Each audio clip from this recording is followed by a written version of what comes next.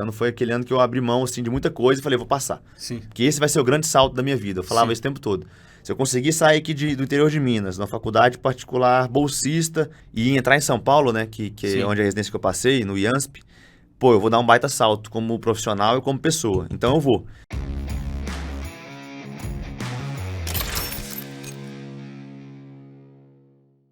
Teve algum momento que foi uma virada de chave, assim, nessa tua mentalidade? Ou foi... ou livros que tu foi lendo, cursos, pessoas, como é que foi essa virada? Não existia uma grande virada, não, mas teve um momento, assim, que, pô, é a vida de interior, né? Seu pai te dá R$10, você sai de noite, você come um sanduíche, toma uma coca, gasta mais R$10 com cinema e volta pra casa com 5 ainda, né? Era muito barato na época. Eu tava pensando que mágica é essa? As coisas lá naquela época eram muito baratas, então a gente, pô, se divertia. Eu lembro que meu pai me dava R$2 pra eu ir pro clube à tarde, né? Uhum. Era pra eu lanchar. Sim. Só que eu não lanchava, né? Eu ficava sem lanchar pra jogar 2 horas na Lan House, né? Que era R$1 uma hora pra jogar CS. Jogar o CSzinho na Lan House. Então, era esse esquema, assim. Claro. Mas eu lembro que na faculdade, quando eu entrei, e aí eu comecei a ter contato com pessoas que realmente tinham mais grana do que eu e que a família tinha. Então, pô, tinha colega meu que tinha carro importado, que tinha cartão do pai na mão, que então era liberado, que tinha mudado de cidade, estava com apartamento e faculdade de medicina faculdade de medicina e pagando particular a faculdade e ainda tinha grana. Sim.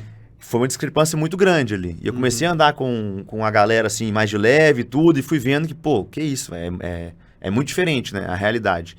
E aí eu lembro de uma conversa que minha mãe teve com meu pai, que foi, tem que arrumar dinheiro pra esse moleque aí. Ele não pode ficar sem grana, não. Tua mãe foi lá e falou pra eu conseguir, cara, minimamente socializar com o pessoal. Claro. Porque, vamos num bar, não é que a gente fechava combo, cara, mas se fosse pra tomar uma cerveja ali, não tinha. Sim.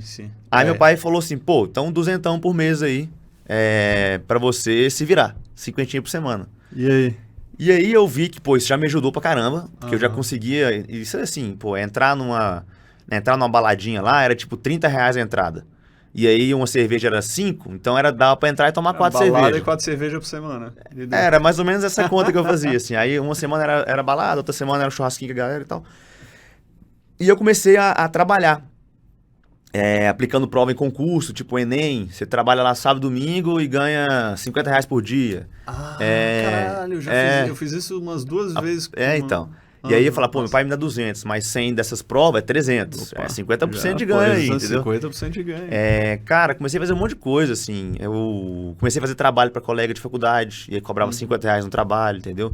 Comecei a vendia tênis na faculdade pros colegas. Então, sempre teve esse espírito empreendedor, assim, de querer mais, de fazer teus corre, assim. Quando meu pai me deu esses 200 e eu comecei a curtir, ter essa grana para usar ela como eu quisesse, mas eu vi que eu conseguia fazer também isso de outras formas, eu comecei a me mexer mais, entendeu? E ali foi o começo do tipo, pô, se eu quero, eu vou conquistar isso aqui, eu vou trabalhar para fazer.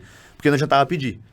Porque não tinha. Sim. Mas assim, meus pais conseguiam me ajudar com muitas coisas. Tipo, pô, vai ter um congresso lá em Natal. Eu lembro direitinho disso. Congresso de medicina em Natal, que eu ia apresentar um trabalho lá que eu fiz. Cara, não tinha grana para fazer isso. Mas aí eu ia conseguir o voo mais barato, com 40 conexões, pegava o hostel mais longe. Conexão até em Lima, conexão, no Peru. Exato, para comer o lanchinho do avião ali. E ia e voltava.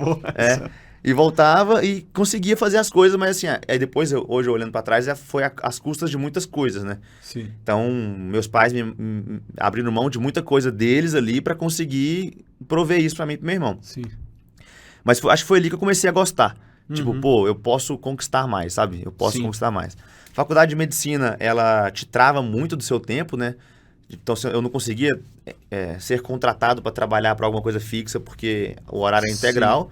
Então, foi sempre nesse esquema de bico aí que eu fazia para conquistar mais grana ali e atingir as coisas que eu queria. Boa. E aí, como é que tu veio para São Paulo? Como é que foi Eu prestei prova de residência, né? Eu fiz residência em medicina esportiva.